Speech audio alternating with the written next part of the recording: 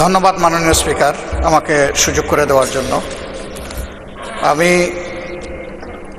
সময়ের বাধ্যবাধকতার কারণে এই বিষয়টি মহান এই সংসদে উত্থাপন করতে যাচ্ছি। জুলাই গণ অভ্যুত্থানের প্রেক্ষাপটে গঠিত এই সংসদ স্বাভাবিকভাবে তার নির্বাচনী প্রক্রিয়া আসেনি। এটি একটি প্রেসিডেন্সিয়াল অর্ডারের মাধ্যমে এসেছে। এই অর্ডারটি জারি করা হয়েছে 13 নভেম্বর 2025। এই অর্ডার অনুযায়ী এখানে 15টা নির্দেশিকা আছে। এর মধ্যে 3 থেকে 15 এই বিষয়গুলো হচ্ছে জুলাই সনদ এবং গণভোটের সাথে সম্পর্কিত। 10 নম্বর, এই অর্ডারের 10 নম্বর বিষয়টা উল্লেখ করা হয়েছে পরিষদের অধিবেশন আহ্বান, কোরাম, ভোটদান ইত্যাদি সংসদ নির্বাচনের ফল ঘোষিত হওয়ার 30 পঞ্জিকা দিবসের মধ্যে যে পদ্ধতিতে জাতীয় সংসদের প্রথম অধিবেশন আহ্বান করা হইবে, অনুরূপ পদ্ধতিতে পরিষদের প্রথম অধিবেশন আহ্বান করা হইবে। আমার বিষয়টা এখানেই কনসার্নের। আজকে 30তম পঞ্জিকা দিবস, কিন্তু এর মধ্যে এই অধিবেশন আহ্বান করা হয়নি। এই অধিবেশন কিভাবে আহ্বান করা হবে সেই ব্যাপারে সংবিধানের 72 অনুচ্ছেদে নির্দেশিকা রয়েছে। সরকারি বিজ্ঞপ্তি দ্বারা রাষ্ট্রপতি সংসদ আহ্বান স্থগিত ও ভঙ্গ করিবেন এবং সংসদ আহ্বানকালে রাষ্ট্রপতি প্রথম বৈঠকের সময় ও স্থান নির্ধারণ করিবেন। তবে আরও শর্ত থাকে যে এই দফার অধীন তাহার দায়িত্ব পালনে রাষ্ট্রপতি প্রধানমন্ত্রী কর্তৃক লিখিতভাবে প্রদত্ত পরামর্শ অনুযায়ী কার্য করিবেন। উদয় সম্পন্ন করার কথা ছিল। এখন আমরা ধরে নিচ্ছি নিশ্চয়ই মাননীয় প্রধানমন্ত্রীর লিখিত পরামর্শের কারণেই রাষ্ট্রপতি এই সভা আহ্বান করেছেন। এবং এখানে বাকি যে অর্ডারগুলো আছে সেই জায়গায় পরিষ্কার বলা হয়েছে যে পদ্ধতিতে সংসদের প্রথম অধিবেশন আহ্বান করা হবে ঠিক একই পদ্ধতিতে সংবিধান সংস্কার পরিষদেরও সভা আহ্বান করা হবে। 2টা বুথে যারা নির্বাচিত হবেন তাদের ব্যাপারে এখানে আমি আগেই উল্লেখ করেছি 3 থেকে 15 পর্যন্ত বিস্তারিত তাদের দায়িত্ব এবং অধিকার সম্পর্কে কথা বলা হয়েছে। 3 নম্বরে বলা হয়েছে জুলাই জাতীয় সনদে অন্তর্ভুক্ত সংবিধান সংস্কার বিষয়ে গণভোট। জনগণের সার্বভৌম ক্ষমতা প্রয়োগের উদ্দেশ্যে এই আদেশ এবং জুলাই জাতীয় সনদের সংবিধান সংস্কার সম্পর্কিত অংশ গণভোটে উপস্থাপন করা হবে। 4 নম্বরে বলা হয়েছে গণভোটে নিম্নরূপ প্রশ্ন উপস্থাপন করা হবে। যে 4টা প্রশ্ন ব্যালটের মধ্যে ছিল সেটা আর আমি উল্লেখ করতে যাচ্ছি না। 5 নম্বরে বলা হয়েছে গণভোট অনুষ্ঠানে এই আদেশ জারির অব্যবহিত পর অনুষ্ঠিতব্য জাতীয় সংসদ নির্বাচনের দিন এই আদেশ অনুসারে গণভোট অনুষ্ঠিত হবে। এটা হয়ে গেছে।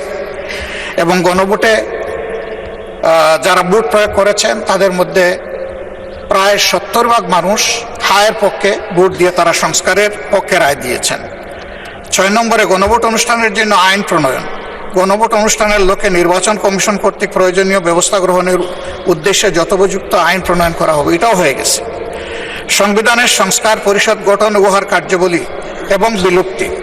গণভোটে উপস্থাপিত প্রশ্নের উত্তরে প্রদত্ত সংখ্যাগরিষ্ঠ ভোট হ্রাস সূচক হইলে এই আদেশ জারির অব্যবহিত পর অনুষ্ঠিতব্য জাতীয় সংসদের সাধারণ নির্বাচনে নির্বাচিত প্রতিনিধিগণের সমন্বয়ে একটি সংবিধান সংস্কার পরিষদ গঠিত হইবে। মাননীয় স্পিকার, এটি হয়নি এবং এর সময়সীমা আজকে শেষ। যাহা সংবিধান সংস্কার বিষয়ে সকল ক্ষমতা প্রয়োগ করিতে পারিবে। খ, উক্ত নির্বাচনে নির্বাচিত প্রতিনিধিগণ একসাথে জাতীয় সংসদের সদস্য হিসাবে এবং এই আদেশ অনুসারে সংবিধান সংস্কার পরিষদের সদস্য হিসাবে দায়িত্ব পালন করিবেন। এই সুযোগ আমরা পেতে চাই। পরিষদ উহার প্রথম অধিবেশন শুরুর তারিখ হইতে 180 কার্য দিবসের মধ্যে জুলাই জাতীয় সনদ এবং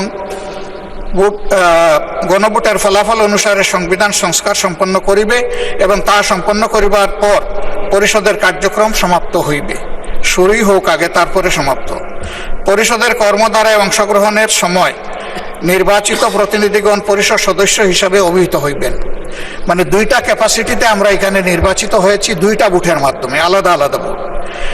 এই আদেশের উদ্দেশ্য পূরণকল্পে পরিষদ ইহার অধিবেশন আহ্বান ও মুলতবি, সংবিধান সংস্কার বিষয়ক প্রস্তাব উত্থাপনের পদ্ধতি, উক্ত প্রস্তাব বিবেচনা গ্রহণ এবং অন্য সকল বিষয়ে কার্যপ্রণালী নির্ধারণ করিবে। জাতীয় সংসদ সচিবালয় পরিষদকে সাচিবিক সহায়তা প্রদান করিবেন। শপথ এবং শপথ পাঠ পরিচালনা, নির্বাচিত প্রতিনিধিগণ সংসদ সদস্য হিসাবে শপথ গ্রহণের পর একই শপথ অনুষ্ঠানে এই আদেশের তফসিলে বর্ণিত এক অনুযায়ী পরিষদ সদস্য হিসাবে শপথ গ্রহণ করিবেন এবং অনুরূপ শপথ পত্রে স্বাক্ষর দান করিবেন। আমরা সকল বিরোধী দলীয় সদস্য ৭৭ জন আমরা এটা গ্রহণ করেছি এবং স্বাক্ষর প্রদান করেছি। 10-এ আমি আগেই উল্লেখ করেছি, সংসদ নির্বাচনের ফল ঘোষিত হওয়ার 30 পঞ্জিকা দিবসের মধ্যে যে পদ্ধতিতে জাতীয় সংসদের প্রথম অধিবেশন আহ্বান করা হইবে, অনুরূপ পদ্ধতিতে পরিষদের প্রথম অধিবেশন আহ্বান করা হইবে। ধন্যবাদ মাননীয় বিরোধী দল নেতা, আপনার কথা আমরা বুঝতে পেরেছি। জি। এখন আমি ট্রেজারি বেঞ্চ থেকে এই সম্পর্কে বক্তব্য আশা করছি। ধন্যবাদ মাননীয় স্বরাষ্ট্রমন্ত্রী। মাননীয় স্পিকার, আপনাকে ধন্যবাদ।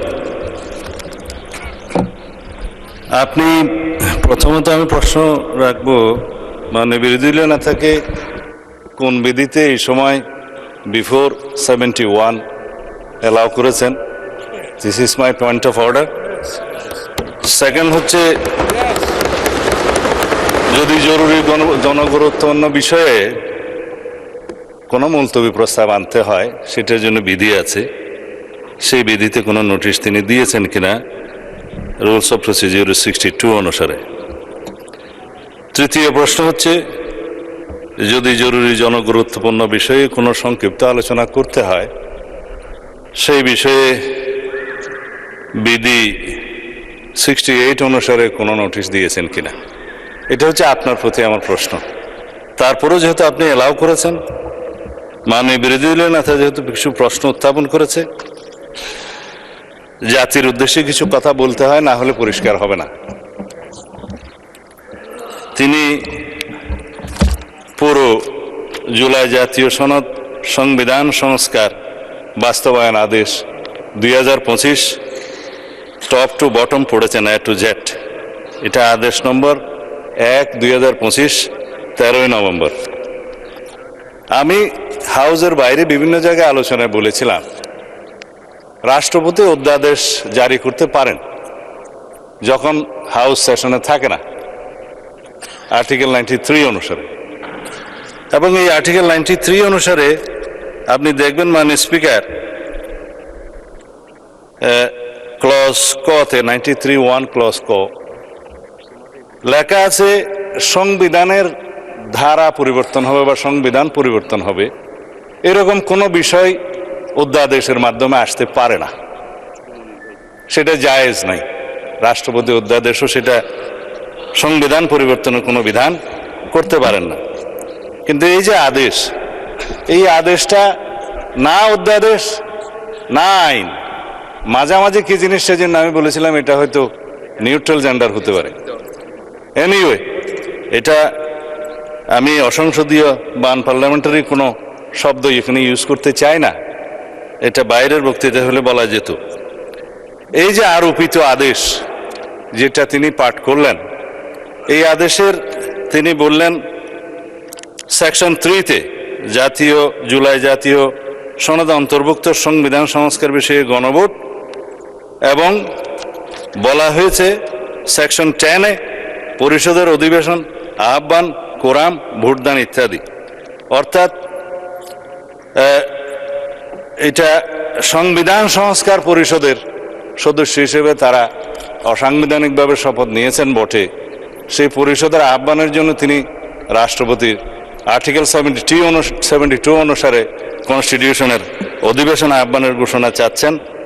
এবং তিনি বলেছেন, যেহেতু দুইটি কাজ বাদে বাকিগুলো সব প্রাইম মিনিস্টার রিকমেন্ডেশনে প্রেসিডেন্ট করে থাকেন, এবং একইভাবে এই সংসদের আহ্বানও তিনি করেছেন প্রধানমন্ত্রীর পরামর্শ অনুযায়ী আর্টিকেল 72 অনুসারে।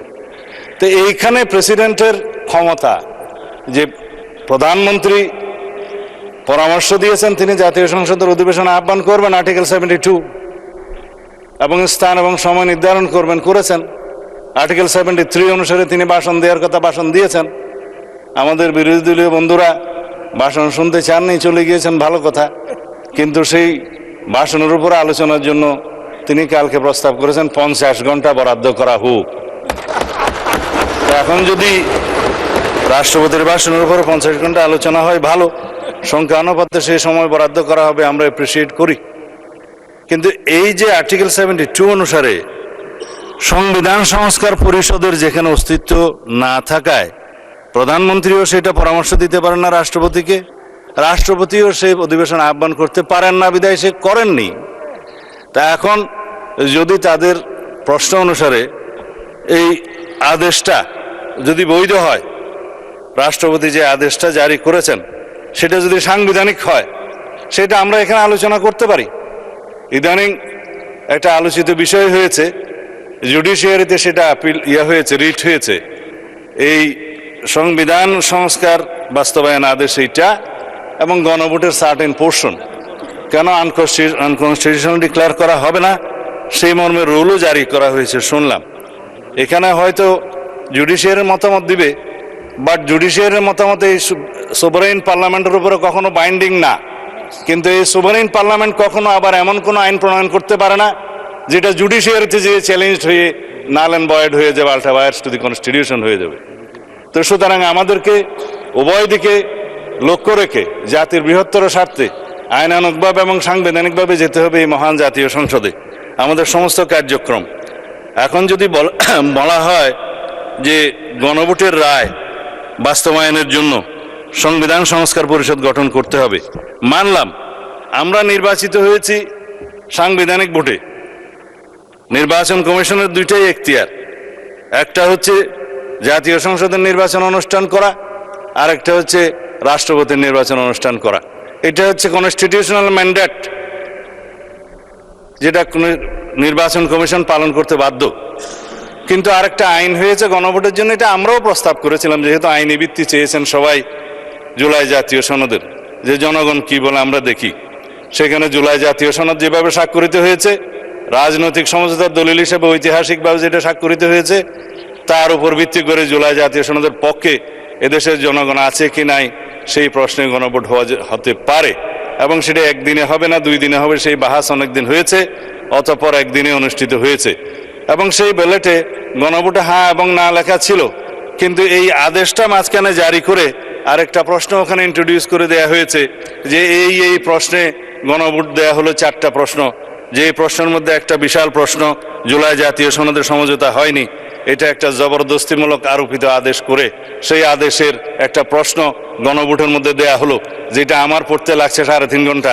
জনগণ সেটা পড়ে হ্যাঁ এবং না দিয়েছে কিনা আমি জানি না, তবে 4টা ভোট 4টা প্রশ্ন, সেই প্রশ্নের মধ্যে একটা অ্যান্সার দিতে বলা হয়েছে, আইদার হ্যাঁ অথবা না বলুন। কিন্তু 4টা ভোটে তো 4টা প্রশ্ন থাকা উচিত ছিল যে আমরা কোন কোন প্রশ্নে হ্যাঁ বলবো, কোন কোন প্রশ্নে না বলবো, সেই অপশনও ছিল না। আমি সেই লম্বা বাহাসে যাচ্ছি না, তারপরও গণভোটের রায় যদি বাস্তবায়ন করতে হয়, সেই গণভোট এই আইন অনুসারে, সেই রায় অনুসারে সংবিধানে আগে সংস্কার আসতে হবে, সংবিধানের সংশোধন আসতে হবে। সংবিধানে যদি সেটা আমরা গ্রহণ করি, তারপরে সেই গণভোটের রায় বাস্তবায়নের জন্য তখন সংবিধান যদি এটা কন্টেইন করে, ধারণ করার পরে তখন যদি পরিষদের সদস্য হিসেবে শপথ নিতে হয়, সেটা তখনকার ব্যাপার হবে, সেটা আমরা let us have debate on it. তবে এখন এই সংবিধান সংশোধনের জন্য আমরা এই সেশনে বিল আনতে পারবো কিনা সেটা যথেষ্ট সন্দেহ আছে। এই কারণে যে 133টা অধ্যাদেশ এখানে উত্থাপিত হয়েছে প্রথম দিনে, আজকে হয়তো মাননীয় আইনমন্ত্রী সেগুলা বিশেষ কমিটি দেওয়ার জন্য প্রস্তাব করতে পারেন, তারপরে সেটা স্ক্রুটিনি হবে, রিপোর্ট পেশ হবে, সময় আছে 30 দিন। এটা কোনো কার্য দিবস নয়, পঞ্জিকা দিবস। 30 দিনের মধ্যে এই অধ্যাদেশগুলো সম্পর্কে আমাদেরকে ফয়সালা করতে হবে। এখন সেই অধ্যাদেশগুলো ফয়সালা করতে গিয়ে 15 দিন এখন লম্বা ছুটিতে, 29 তারিখের আগে আপনি আর সেশন করতে পারছেন না আজকের পরে, তখন এগুলো করতে করতে এই সেশন চলে যাবে। তারপরের সেশনে আপনার বাজেট অধিবেশন, বাজেট অধিবেশনের সময় যদি আপনারা অ্যালাউ করেন যে সংবিধান সংশোধনের বিষয়ে এই হাউস সিদ্ধান্ত নেয়, কার্য উপদেষ্টা কমিটিতে যদি সিদ্ধান্ত হয় তখন বাজেটের এই সেশনের মধ্যেও সংবিধান সংশোধনের জন্য কমিটি করে তারা এই জুলাই জাতীয় সনদকে সেখানে ধারণ করে সংবিধান সংশোধনের জন্য বিল উত্থাপন করতে পারে। সেই বিলটা তারপর আলোচনা হবে, পাস হবে, সেটা তখন সেই সেশনে করা যাবে কিনা আপনারা সিদ্ধান্ত নেবেন। আমি পজিটিভলি যাচ্ছি, আমি কোনো কিছু অস্বীকার করছি না। জনরায়কে সম্মান দিতে হবে, কিন্তু সেটা সাংবিধানিকভাবে দিতে হবে, আইনগতভাবে দিতে হবে। এখানে ইমোশনের কোনো জায়গা নেই। রাষ্ট্র ইমোশন দিয়ে চলে না, রাষ্ট্র চলে সংবিধান দিয়ে, আইন দিয়ে, কানুন দিয়ে। তা আমরা সেভাবে যাই। আমি বিরোধী দলে না থাকে যথেষ্ট সম্মানের সাথে এটা প্রস্তাব দিতে চাই যে আসুন আমরা কার্য উপদেষ্টা কমিটিতে সে বিষয়ে আলোচনা করি, কখন সংবিধান সংশোধনের জন্য আমরা বিল উত্থাপন করতে পারবো এবং জুলাই জাতীয় সনদকে আমরা অক্ষরে অক্ষরে পালন করতে আমরা প্রতিশ্রুতিবদ্ধ। আমরা জাতির কাছে অঙ্গীকার করেছি যে জুলাই জাতীয় সনদ ঐতিহাসিকভাবে যেভাবে স্বাক্ষরিত হয়েছে রাজনৈতিক সমঝোতার দলিল হিসেবে তার প্রতিটি শব্দকে আমরা সম্মান করি। কিন্তু জুলাই জাতীয় সনদের বাইরে আরোপিত কোনো আদেশ দিয়ে, কোনো অবৈধ আদেশ দিয়ে সেটা কোনো সংবিধান সংশোধন করা যায় কিনা সেটা একটা বিশাল আইনি প্রশ্ন, সাংবিধানিক প্রশ্ন। সেটাও আমরা ডিবেট করি, আলোচনা করি। আমরা কার্য উপদেষ্টা কমিটিতে আলোচনা করি এবং সংবিধান সংশোধনের জন্য আমরা বিল উত্থাপন করি। সেই বিল আমরা সমঝোতার ভিত্তিতে এই মহান হাউসে গ্রহণ করি। তারপরে এই সংবিধান অনুসারে রাষ্ট্র পরিচালিত হবে এবং ইনশাআল্লাহ আমরা সংবিধান মেনেই এই পর্যন্ত এসেছি এবং সংবিধান মেনে চলব। সামনের দিনগুলোতে আমরা সাংবিধানিকভাবে এই রাষ্ট্রকে এগিয়ে নিয়ে যাব। ধন্যবাদ মাননীয় স্পিকার। মাননীয় বিরোধী দলের নেতা, আপনি অত্যন্ত জনগুরুত্বপূর্ণ একটি বিষয় উপস্থাপন করেছেন। এই ধরনের গুরুত্বপূর্ণ বিষয় অন দি স্পট সলিউশন দেওয়া যায় না, এটার জন্য আপনি নোটিশ দেবেন। আপনার নোটিশ পাওয়ার পর এ ব্যাপারে আমার সিদ্ধান্ত জানাবো। ধন্যবাদ।